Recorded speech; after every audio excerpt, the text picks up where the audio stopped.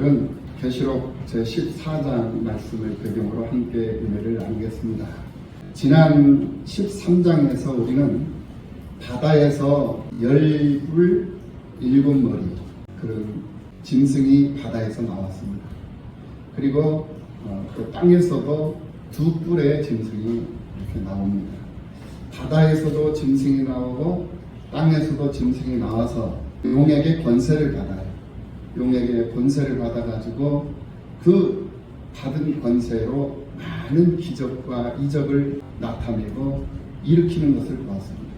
그래서 많은 사람들이 그 기사와 그 이적을 보고 그 짐승들을 추종해요. 그 짐승들을 따르고 그 짐승들에게 경배를 합니다. 이런 모습들을 보면서 계시록 7장 말씀에서 하나님께서 하나님의 사람들을 이마에다가 임을 지셨거든요. 그런데 이 계시록 13장에 와서 이 짐승들이 용에게 권세를 받은 이 짐승들이 자기를 따르고 추종하고 자기에게 경배하는 자들에게 임을 친단 말이에요. 그러니까 이 짐승들은, 이 사탄 마귀들은 하나님을 모방하는 데 명수예요. 하나님을 모방하고 하나님을 흉내내는데 아주 기가 막힌 그런 기술을 가지고 있는 그런 세력들이 바로 이 짐승들의 세력이요, 이 용의 세력이었다라는 것을 확인할 수가 있었어요. 그렇기 때문에 우리는 기적과 이적을 따라가면 안 된다고 했어요. 기적과 이적을 사모해서도 안 된다고 했어요. 왜? 사탄 마귀들도 짐승들도 이 기적을 일으킬 줄 안다라는 거예요. 쉽게 말하면 모세가 바로왕을 찾아가 가지고 이스라엘 민족을 출애굽을 시켜달라라고 요구를 했어요. 바로는 그것을 승낙을 하지 않았습니다. 그래서 하나님을 의지한 이 모세는 이 지팡이를 바로왕에게 던져요. 그러니까 이 지팡이가 뱀이 되어버리는 거예요. 깜짝 놀래가지고 이 바로왕이 자신을 위한 술객들이 있어요. 그 술객들에게 딱 시선을 주니까 그 술객들이 점을 치는 그 젓가락을 가지고 그 젓가락을 딱 던지니까 이 젓가락이 다 뱀이 되는 거예요. 참 놀랍지 않아요? 모세가 던진 지팡이도 뱀이 됐고 바로왕의 술객들이 던진 그 젓가락들도 다 뱀들이 됐다라는 거예요. 이렇게 하나님도 기적을 일으키지만 이 짐승들도 기적을 일으킨다라는 것을 우리가 알아야 된다는 거예요. 그래서 기적을 따라가면 안 돼요. 기적을 사모해서도 안 된다는 거예요. 그 기적은 그냥 기적일 뿐이에요. 그래서 가만히 그런 사건을 보니까, 그 장면을 주시해 보니까 한 마리 뱀이 그 많은 뱀들을 하나씩 잡아먹어버리는 거예요. 그리고 마지막 뱀 하나가 남는 거예요. 그 마지막 하나 남은 그 뱀을 모세가 딱 붙잡으니까 다시 모세의 지팡이가 되더라고요. 그러니까 이게 뭐냐면은 짐승들도 이 사탄 마귀들도 기적을 일으키지만 그 기적은 하나의 모형적인 것이고 하나의 속임수요, 하나의 모방을 한 흉내를 낸 것일 뿐이다라는 거예요. 진짜 기적은 하나님께서만이 행하실 수 있다라는 사실을 분명히 알아야 될 줄로 믿습니다. 그럼 그 기적이 뭐냐 이거예요. 어떤 불가사의한 현상들, 어떤 있을 수 없는 그런 일들, 이런 일들을 우리가 기적이라고 그러는데 정말 있을 수 없는 일들을 우리는 경험하면서 살고 있잖아요. 내가 예수를 믿는다라는 거 있을 수 없는 일이잖아요. 그렇잖아요. 내가 예수를 믿고 교회 생활을 하고 찬송가를 부르고 교회 와서 봉사를 하고 헌신을 하고 사회 참여를 하고 선교에 참여를 하고 이거 꿈에도 생각하지 못했던 일들이잖아요. 그런데 내가 그 일을 하고 있다는 거예요. 이것보다 더 귀한 기적이 어디 있냐 이거예요. 할렐루야. 그러니까 우리는 지금 현재 하나님의 기적 속에서 기적을 보며 기적을 몸소 경험하면서 기적을 또 일으키면서 사는 기적 속 주인공으로 세상을 살고 있는 하나님의 사람들인 줄로 믿습니다. 이게 바로 우리들의 모습이에요. 그러니까 나는 지금 현재 기적을 일으키면서 사는 사람들이다라는 거예요. 그런데 그것을 생각하지 못하고 그것을 기억하지 못하고 그것을 잊어버려요. 감각이 무뎌져 버린 거예요. 늘상 기적 속에서 살다 보니까 이것이 기적인지 기적이 아닌지 구분을 못 해버린다는 거예요. 그래서 우리는 실수하지 않기 위해서 또 오류를 범하지 않기 위해서 그래서 늘 잠들지 말고 깨어 있어라 라고 주님께서 말씀하신 이유가 바로 그거예요. 우리가 깨어 있어야 할 이유가 바로 여기 있다는 거예요. 왜냐? 하나님의 사람들로 세상을 살아가는 데 있어서 우리는 수없이 많은 일들을 하거든요. 그런데 그 수없이 많은 일들이 정말 기적 같은 일들이라는 것을 우리는 생각하지 못하고 그냥 간다라는 거예요. 정말 한 달 동안 열심히 수고해가지고 열심히 일을 해서 얻은 소득의 10의 1조를 하나님 앞에 드려요. 이거 기적 아니고 무엇이겠습니까? 여러분 한번 생각을 해봐요. 하나님 앞에 10의 1조를 드리고 하나님 앞에 주일 헌금을 드리고 감사헌금을 드리고 절기 헌금을 드리고 그 물질이 정말 피 같은 물질 아니겠습니까? 그런데 그거를 하나님 앞에 감사한 마음으로 하나님 앞에 기꺼이 드린다라는 거예요. 이것이 바로 기적을 행하는 사람들이에요. 할렐루야. 우리는 기적 속에서 기적을 일으키며 기적을 나타내면서 사는 거예요. 이 거룩한 주일날 집에서 그냥 이불 뒤집어 쓰고 그냥 잠자고 그냥 TV 보면서 그냥 내 즐거움을 누리면서 살 수도 있어요. 그런데 그것을 뒤로 하고 지금 우리가 지금 교회에 나와 있잖아요. 이 자리에 앉아 있잖아요. 이곳에서 내 생각대로 마옵시고 아버지 원대로 하옵소서 하면서 나를 하나님 앞에 지금 맡기고 있다는 거예요. 이것이 기적이라는 거예요. 할렐루야. 남을 생각하고 남을 배려해요. 내 생각이 있고 내 스타일이 있어요. 그런데 내 스타일을 누르고 내 생활을 뒤로 하고 남을 존중하고 남을 위로하고 남을 앞세우면서 남을 섬기면서 우리가 지금 현재 세상을 사는 거예요. 어찌 내가 그렇게 살 수 있었을까? 어찌 내가 그렇게 살까? 생각이라도 해봤겠냐 이거예요. 그런데 나는 그 삶을 지면서 살아가고 있다라는 거예요. 이것이 바로 진정한 기적인 줄로 믿습니다. 그래서 여러분들은 하나님의 기적 속 주인공인 줄로 믿습니다. 그래서 기사와 이적은 하나님만 일으키는 것이 아니라 사탄 마귀들 짐승들도 기사와 이적을 일으키기 때문에 기사와 이적을 따라다니면 이 사람은 10중 8구 함정에 빠질 확률이 높다. 그러므로 기적을 이적을 따라 살지 말고 하나님 말씀 따라 하나님 말씀대로 순리대로 하나님의 사람답게 세상을 살아가는 건강한 삶을 살아가는 그 사람이 기적 속 주인공이고 그 사람은 성공할 수밖에 없고 형통할 수밖에 없고 잘 될 수밖에 없는 그런 삶을 살아가는 역사 속 주인공이 되는 것이다 라는 결론이 나오는 거예요. 할렐루야. 그리고 이제 14장으로 넘어왔습니다. 14장으로 들어오니까 하나님 앞에 입맞은 14만 4천이 있더라는 거예요. 이 14만 4천이 있는데 그들이 무엇을 하느냐? 그들이 새 노래를 부르고 있다라는 거예요. 새 노래를 부르고 있다. 오늘 본문 3절에서 그들이 보좌 앞과 내 생물과 장로들 앞에서 누가 14만 4천이 하나님 보좌 앞에서 내 생물들 앞에서 장로들 앞에서 새 노래를 부르니 땅에서 성량함을 받은 14만 4천 밖에는 능히 이 노래를 배울 자가 없더라. 할렐루야. 이게 정해진 거예요. 이 14만 4천이라는 이 사람들은 정해진 사람, 택함 받은 사람들이다 이 말이에요. 선택받은 사람들이다 이거예요. 많은 사람들 중에서 구별되고 선별된 사람들이다 이거예요. 그들이 누구냐? 바로 오늘 이곳에 와 있는 여러분들인 줄로 믿습니다. 다른 사람들이 아니에요. 바로 여러분들이다 이거예요. 바로 오늘 내가 예수 이름으로 예수 이름 부르면서 예수 이름 의지하면서 사는 내가 바로 14만 4천이다. 할렐루야. 14만 4천입니다. 이 말이에요. 그래서 우리는 이 성전에 나와서 하나님의 말씀을 듣고 하나님의 노래를 배우고 노래를 부르며 기도를 드리고 감사하며 사는 이것은 우리 구별된 자들이 아닌 사람들은 할례할 수가 없어요. 하나님을 노래할 수도 없고 하나님을 생각할 수도 없고 하나님을 배울 수도 없어요.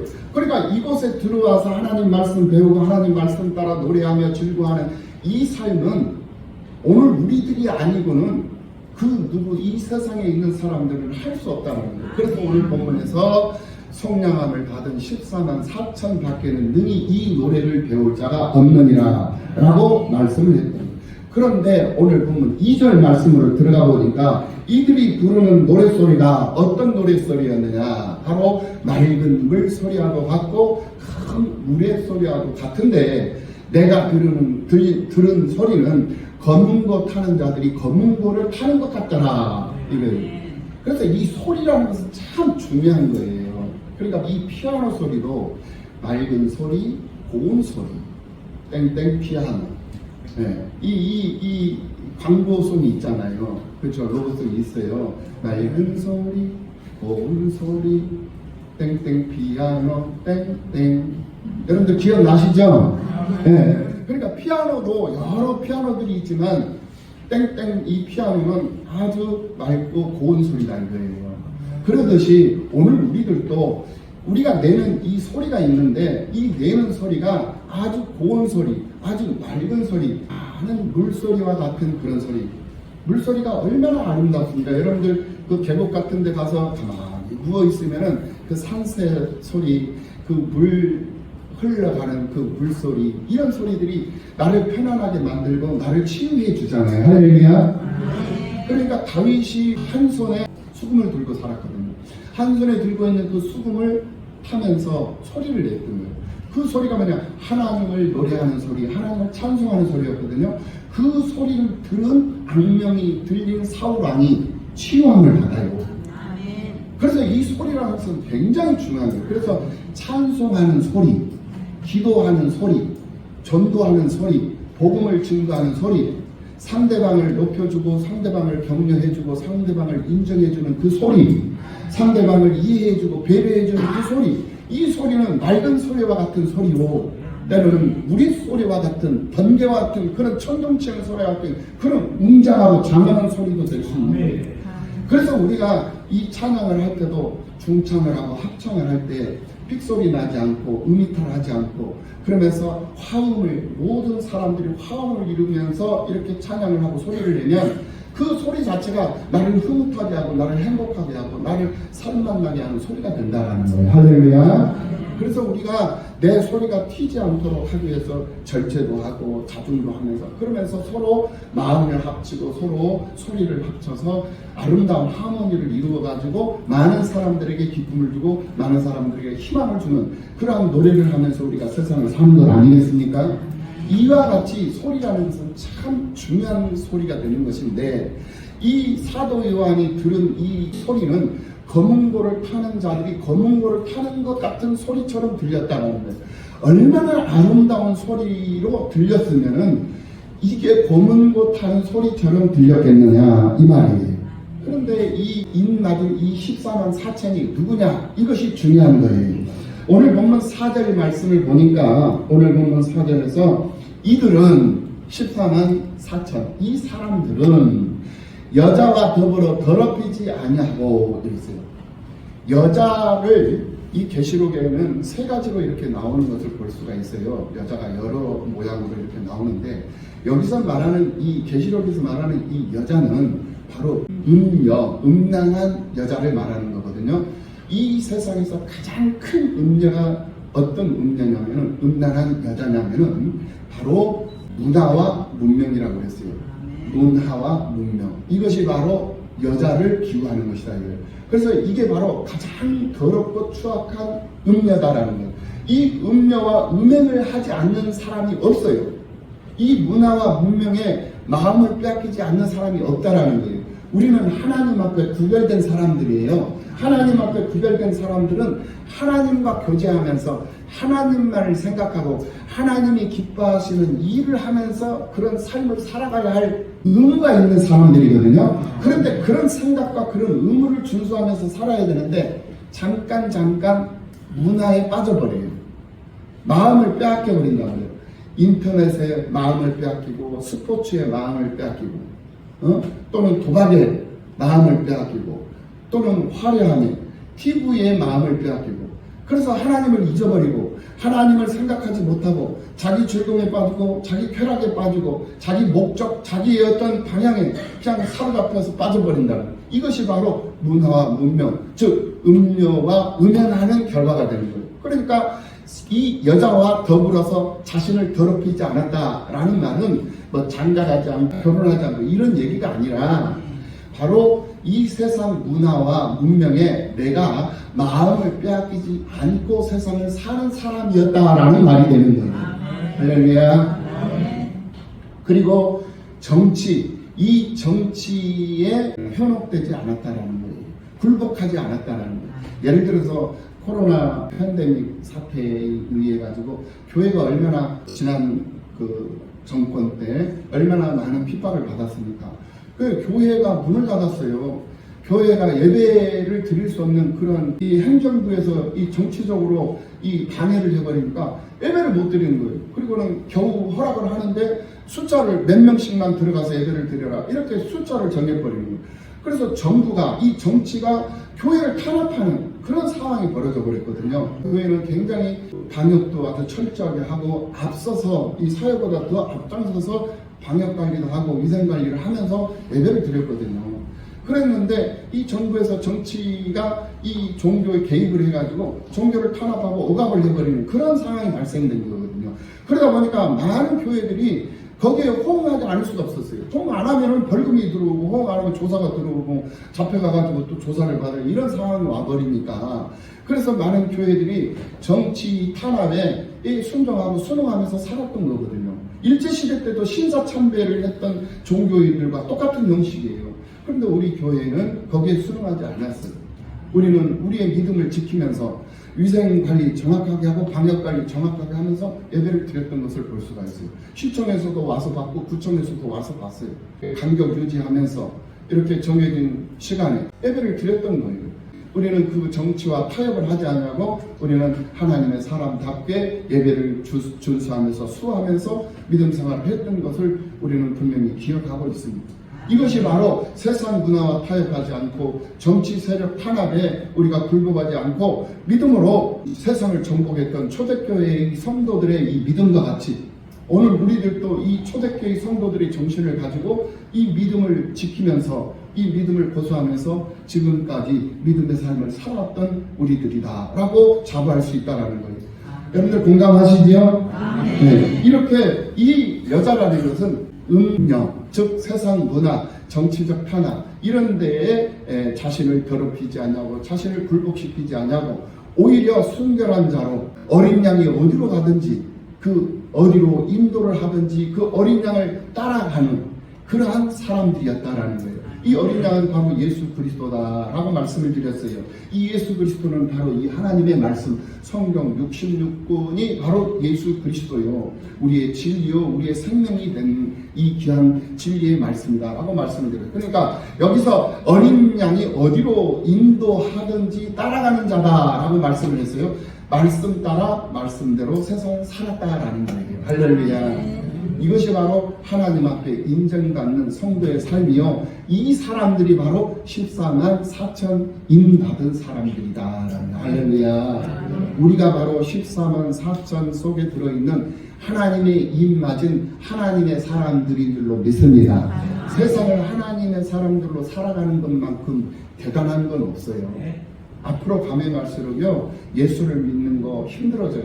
교회 생활하는 것도 힘들어져요. 그런데 우리는 아무리 힘들고 어려운 환경적 조건 속에 우리가 놓였다 할지라도 우리의 신앙만큼은 내가 지키고 내게 주신 이 신앙만큼 내가 고수하면서 하나님 앞에 살다가 하나님께로 내가 가겠다라는 이런 신앙신념을 분명하게 하고 굳건하게 해서 믿음으로 세상을 살아가는 그 사람만이 최후의 승리자가 되는 것이고 최종적인 승리의 면류관을 얻을 수 있는 하나님의 사람들이 되는 줄로 믿습니다. 우리는 그럴 때까지, 그 상황이 이럴 때까지 우리는 순교자적인 삶을 살아갈 수 있는 성도들이 되어야 될 줄로 믿습니다.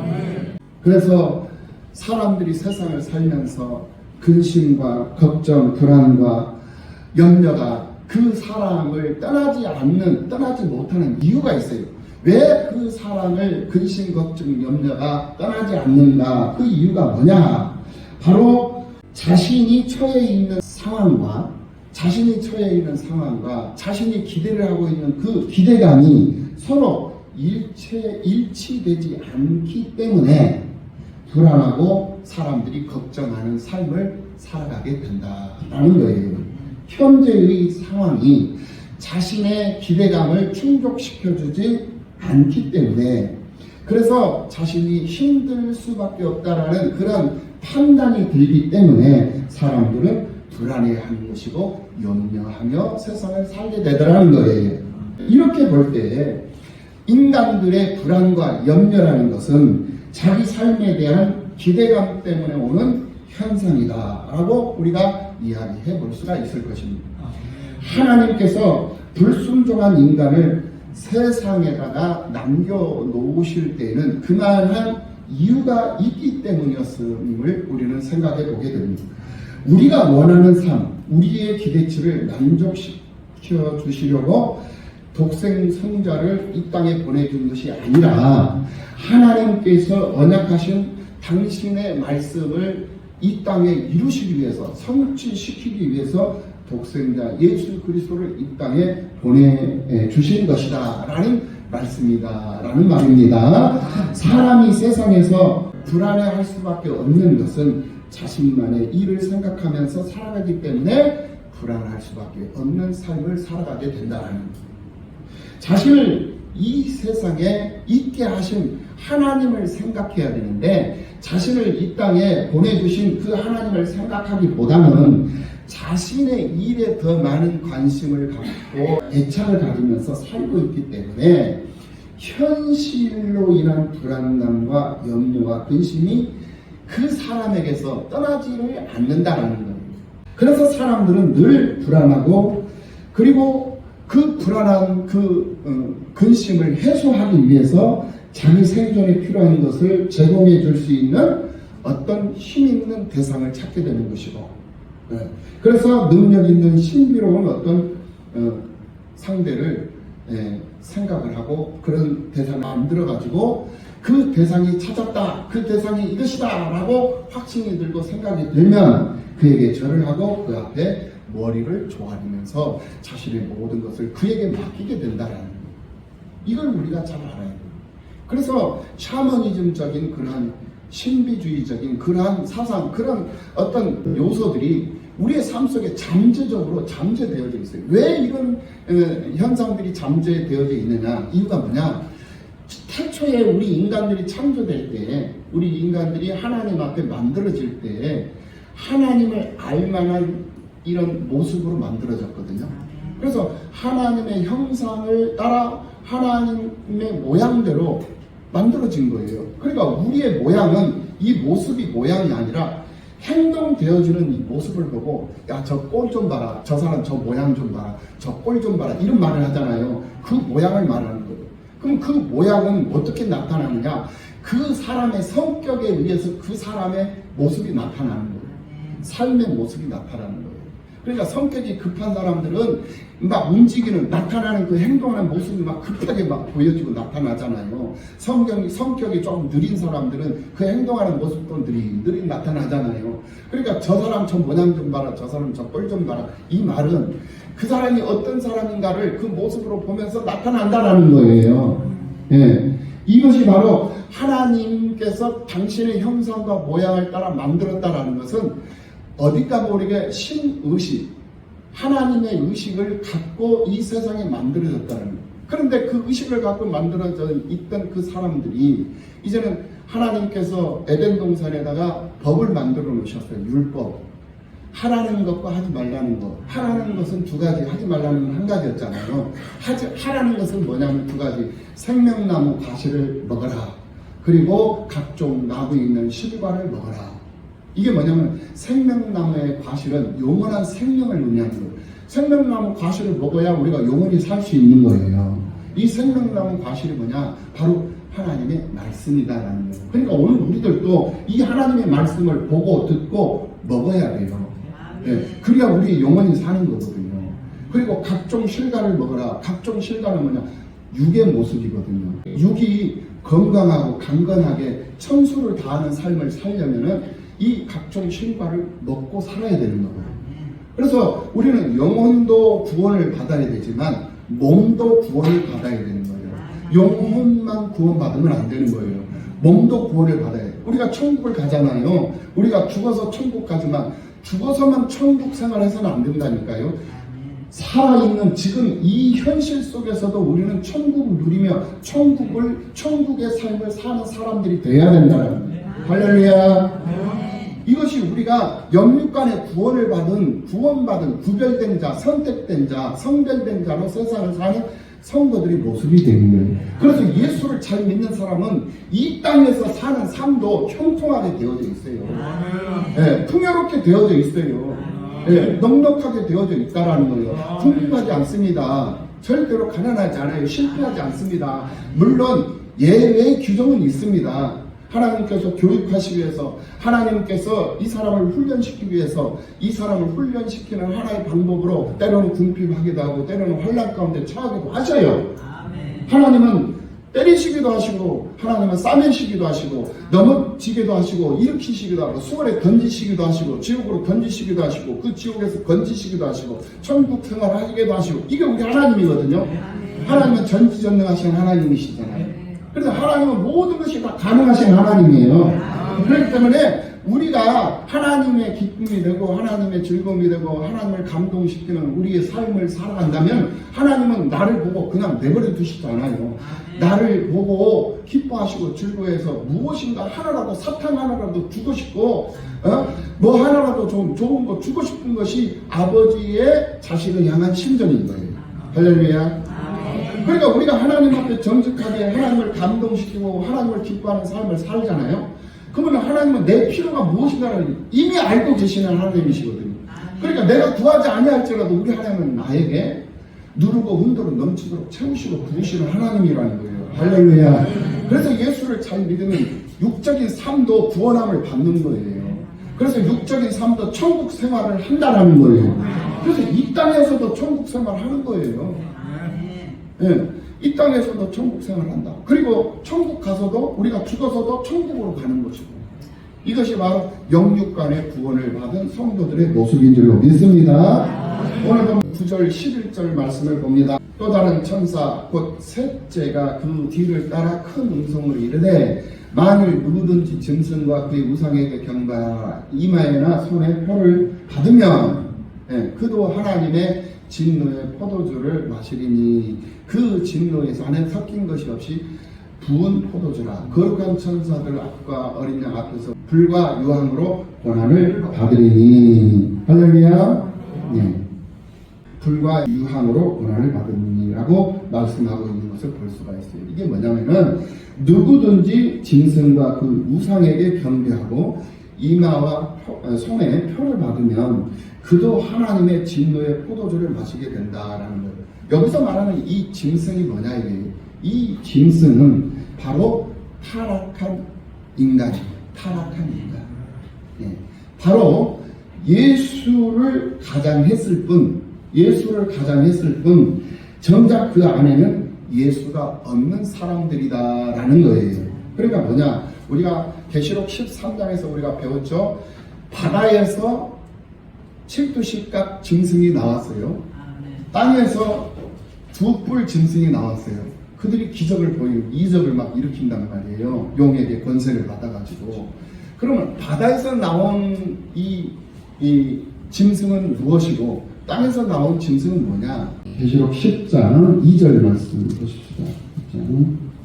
2절. 여기 있네. 10장 2절. 그 손에는 표 놓인 작은 두루마리를 들고 그 오른발은 바다를 밟고 왼발은 땅을 밟고. 그죠? 요한계시록 10장 2절 말씀이잖아요. 그러니까 뭐냐면은 오른쪽은 의로운 쪽이라고 했어요.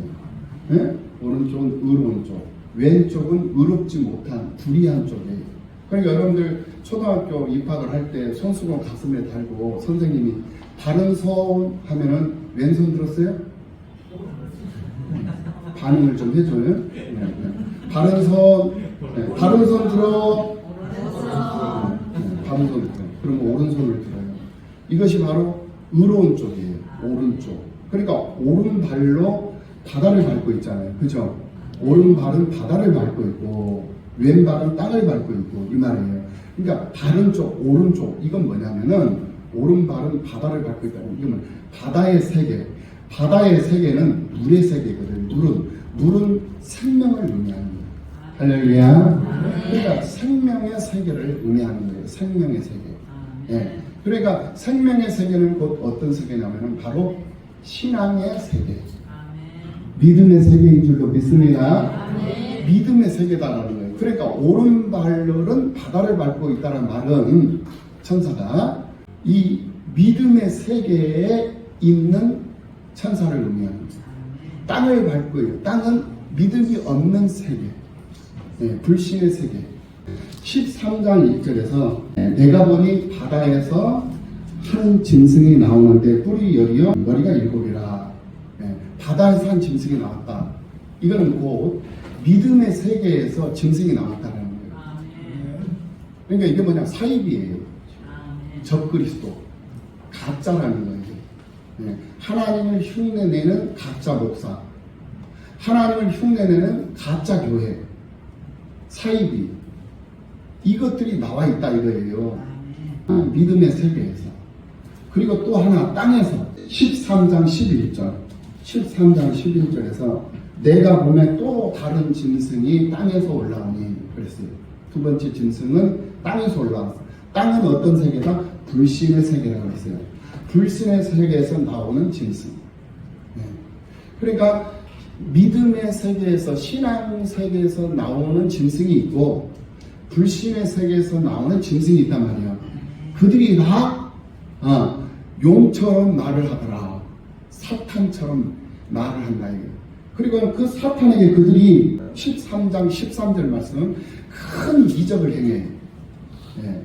바다에서 나오는 큰 짐승, 땅에서 나오는 짐승들이 큰 이적을 행하되 심지어 사람들 앞에서 불이 하늘로부터 땅에 내려오게 하고 짐승 앞에서 받은 바 이 이적을 행함으로 짐승 앞에서 받은 바 이적을 행함으로 땅에 거하는 자들을 미혹하는 땅에 거하는 자들에게 이르기를 칼에 상하였다가 살아난 짐승을 위하여 우상을 만들라 하더라. 15절. 그가 권세를 받아서 누구에게? 용에게 그 짐승의 우상에게 생기를 주어 그 짐승의 우상으로 말하게 하고 짐승이 그 우상에게 생기를 줘요. 그래가지고 말하게 한단 말이에요. 그러니까 하나님이 한 행동을 그대로 따라서 하는 거예요. 하나님께서 사람을 만들고 그 사람에게 생기를 불어넣어 주었거든요. 그러니까 이 짐승들이 그것을 그대로 흉내를 내고 따라서 하는 거예요. 그래서 이 짐승이 우상에게 경배하지 아니하는 자는 며칠든지 다 죽이게 하고 우상에게 절하지 않고 우상에게 숭배하지 않는 자들은 다 죽이더라. 누가? 짐승. 그러니까 지난번에도 말씀을 드렸습니다. 우리는 둘 중에 하나예요. 하나님의 사람으로 사느냐 짐승의 사람으로 사느냐. 하나님을 모르는 사람은 미안하지만 다 짐승의 세계 속에서 사는 거예요. 지난번에도 60갑절 말씀을 드렸죠. 10간 12절. 태어난 띠를 입고 살잖아요. 태어난 달, 태어난 날, 태어날 시. 그래서 우리는 최소한 내 짐승의 가죽옷을 뒤집어 쓰고 세상을 살고 있는 사람들이다 이거예요. 예수가 없는 사람은, 예수로 옷 입지 않고 세상을 사는 사람은 짐승의 가죽옷을 뒤집어 쓰고 사는 거예요. 사주팔자대로 산단 말입니다. 그것이 사주팔자예요. 10간 12지. 다시 한번 해볼까요? 자축, 인묘, 진사, 오미, 신묘, 술, 해. 가불, 병정, 무기, 경신, 임계. 이렇게 해가지고 다 연결해가지고 60개가 만들어지잖아요. 4. 해가지고. 이게 무슨 말인지 아시는 분은 아실 거예요. 모르는 분은 그냥 모르는 대로 넘어가. 목사님 여기서 사주 볼 일도 없고 그러나 여러분들은 대략적으로 감은 잡고 있잖아요. 그렇죠? 그러니까 우리 인생은 예수가 없는 인생은 미안하지만 예수가 없는 인생은 다 짐승이라니까요. 짐승으로 사는 거예요. 그런데 어떤 짐승이냐? 너 호랑이야, 너 생쥐야, 돼지야, 개야, 닭이야, 원숭이야. 뱀이냐 용이냐. 그런데 가만히 보니까 가죽을 4개를 쓰고 있어. 뱀 가죽도 뒤집어 쓰고 있고, 개 가죽도 뒤집어 쓰고 있고, 원숭이 가죽도 뒤집어 쓰고 있고, 호랑이 가죽도 뒤집어. 그럼 너 무슨 짐승이냐 물으면은 뭐라고 말은 못해. 왜? 내가 4가지를 입고 있으니까 내 정체가 분명하지가 않아. 그래서 우리는 괴물이야. 그래서 예수가 없는 인생은 다 괴물이에요. 괴물로 사는 거예요. 그러니까 성질들이 더럽지. 호랑이 같은데 호랑이 아니고, 쥐새끼 같은데 쥐새끼도 아니고, 개새끼 같은데 개새끼도 아니고, 돼지새끼 같은데 돼지새끼. 그러니까 괴물이야, 괴물. 괴물이야. 괴물로 사는 거예요. 여러분들의 정체를 한번 냉정하게 자신을 한번 돌아보세요. 아, 나는 지금까지 한평생 50평생 살았는데 진짜네. 나는 괴물로 살았네. 그 가죽을 다 벗겨라는 거예요. 벗어버리라는 거예요. 오늘 이 귀한 주일, 이 아침에, 오늘 우리 9월 17일 이 주일 아침에 여기 계신 여러분들 짐승의 옷 다 벗어 던지시고 예수로 옷 입으시기를 예수님의 이름으로 축원합니다. 예수로 옷 입고 살아야 돼요. 예수. 그런데 그 예수로 옷 입고 살아야 되는데 겉옷만 예수로 옷 입으면 안 된다고 했어요.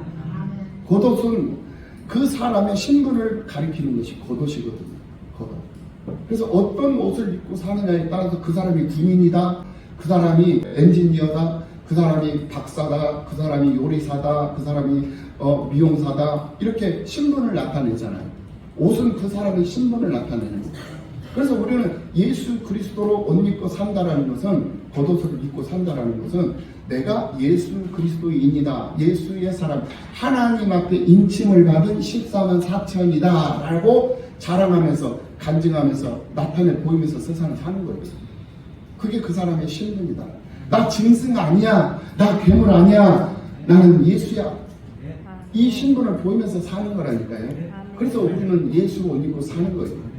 그런데 겉옷만 예수를 입고 속옷은 아직도 짐승 옷을 입고 사는 사람들이 있어. 이게 바로 예수를 믿기는 믿는데, 예수를 믿기는 믿는데 속은 아직 거듭나지를 못했어.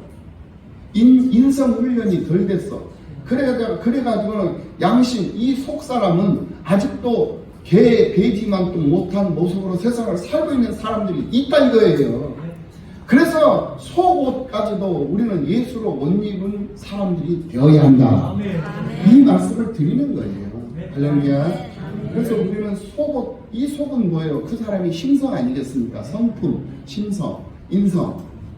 그 사람들의 인성, 그 사람의 심성, 그 사람의 지성, 영성, 이 모든 것들이 예수로 가득 채워. 이게 바로 성령으로 옷 입고 성령으로 채워져 있는, 성령으로 사는 사람들의 삶의 모습이에요. 할렐루야.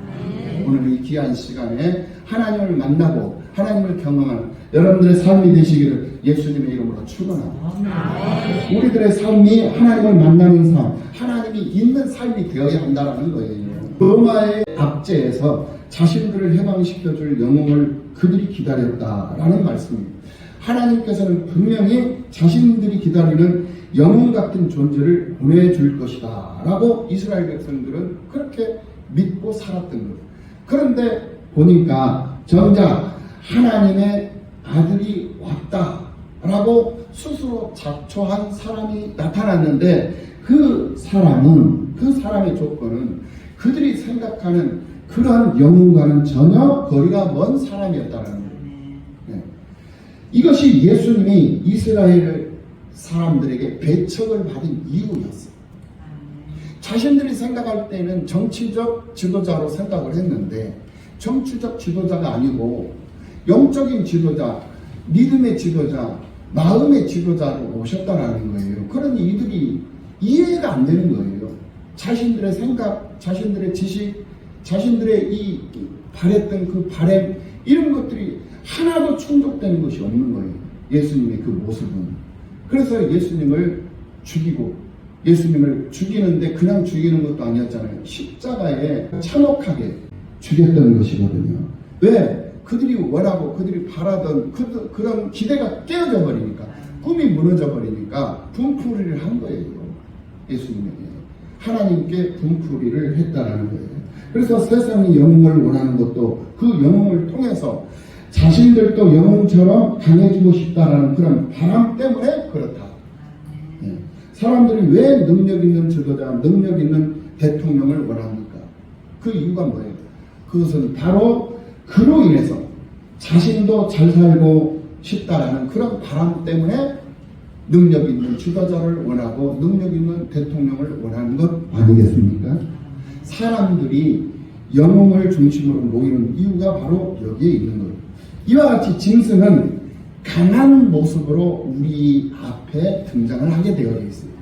신비로운 모습으로 등장을 하고 아주 힘있는 모습으로 모든 것을 다 가능하게 해줄 것처럼 등장을 하는 거예요. 그래서 자신을 과장시켜요. 네, 자신을 과장시켜요. 이게 바로 짐승들의 행위예요. 그러니까 목사님들도 이 설교를 하는데 있는 그대로 성경을 풀어주면 되는데 자신을 굉장히 과장을 시켜서 과장법을 사용해서 허무맹랑한 허황된 그런 말씀들을 막 선포하는 사람들이 있어요. 그럼 그것이 진짜인 것처럼 사람들이 착각을 해요. 현혹이 돼요. 근데 사실상 그것이 진짜가 아니라는 것이 이제 시간이 가면서 밝혀지잖아요. 그러면 이 믿음의 세계로 들어왔던 사람들이 실망을 하고 다시 세상으로 가버린다니까요. 그리고는 안티 기독교인이 되어가지고 기독교를 험담을 하고 교회를 손가락질을 하고 이런 상태에 이런 상황에 이렇게 돼버리는 거예요. 그래서 가면 갈수록 교회가 교회의 본분을 다 하지 못하다 보니까 세상 사람들에게 예수를 믿지 않는 사람들에게 손가락질을 당하는 그런 대상이 되어버리고 말았다라는 거예요. 앞으로 가면 갈수록 그런 현상들이 많이 나타나게 된다라는 거예요. 그래서 교회는 교회의 본질이 회복이 돼야 돼. 그 본질을 잃어버리면 안 된다. 그럼 교회의 본질이 무엇입니까? 교회는 기도하는 것이에요. 교회는 하나님 말씀 읽고 하나님 말씀 보고 하나님 말씀 듣고 그 말씀대로 행동하고 그 말씀대로 살기를 애쓰고 힘쓰고 노력하면서 그러면서 사는 거예요. 그 말씀대로 말씀 따라 살아야 되는데 그 말씀대로 말씀 따라 살지 못하니까 제자리에 와서 하나님 앞에 엎드려져서 용서를 구하고 회개하고 반성하고 돌이켜서 다시 또 그런 삶을 살기 위해서 힘쓰고 그것이 계속 반복이 되고 또 반복이 되고 또 반복이 되잖아요. 그러면 그것이 습관이 돼요. 그 습관은 그 사람의 인품, 인성을 만들어내요. 그래서 그 사람의 세계관을 만들어낸다는 거예요. 결국은 그 사람은 그것이 반복이 되고 반복이 되니까 그 사람은 결국에 가서는 그 사람이 돼버리는 거예요. 그렇게 해서 정말 그렇게 나는 지금 현재는 살지 못했는데 그것이 계속적으로 반복하고 그것이 버릇이 되고 그것이 습관이 되니까 그것이 그 사람의 인격이 돼버리고 그 사람의 세계가 돼버리고 그 사람의 영혼까지 그것이 이루어지게 가는 거예요. 그래서 계속적으로 반복하는 거예요. 그래서 교회를 찾아오고 그래서 하나님 앞에 엎드리고 기도하고 반성하고 회개하고 하나님 앞에 용서하고 그리고 또 다시 내가 심지일전에서 또 살아가고 또 그것이 무너지면 또 와서 살고 또 하고 그래서 주일 예배 드리고 3일 작심 3일이잖아요. 3일이 지나면 우리가 무너져 버리니까 3일반 예배를 드리고 또 금요 집회를 하고 금요 집회를 통해서 우리를 돌아보고 또 주일 준비하고 그래서 주일날 와서 또 주일 선수하고 하나님 말씀 듣고 이것이 언제까지 반복이 되느냐? 내가 주님 앞에 설 때까지 반복이 돼야 돼. 할렐루야. 그 반복적인 그 습관적인 버릇처럼 습관처럼 그 일이 계속적으로 지속이 되면 나도 모르는 사이에 그런 사람으로 내가 만들어져 있더라는 거예요. 아멘 좀 하라고요. 할렐루야. 그런 사람으로 만들어져 있다. 그러면은 나도 모르는 사이에 그런 사람으로 만들어져 있잖아요. 나를 돌아보는 거예요. 나를 추억한단 말입니다. 나를 돌아보고 나를 추억하니 얼마나 흐뭇해요. 내가 참 잘 살아왔구나. 네. 물론 아쉬움도 많이 있겠죠. 내가 제대로 내 감당을 못했던 부분들도 있고 하니까 어찌 사람이 살면서 100% 만족함이 있겠습니까? 그러나 그래도 이 정도면 그래도 잘 살아왔다라는 그런 추억을 늘 되새김질하면서 살다가 주님 앞에 우리가 서게 되는 건 아니겠습니까? 주님 앞에 섰을 때 잘했다 칭찬받을 수 있는 우리 모두가 다 되어야 될 줄로 믿습니다. 하나님 앞에 섰을 때 잘하였도다 착하고 충성된 종아 내가 잘하였으니 나와 함께 먹고 마시자 그러면서 천국잔치에 함께 동성을 하고 함께 겸상을 하면서 주님과 함께 누리며 주님과 함께 또 즐거워하며 세상을 사는 그런 천국 생활을 하게 되는 우리들의 삶이 되시기를 예수님의 이름으로 축원합니다. 기도하시겠습니다.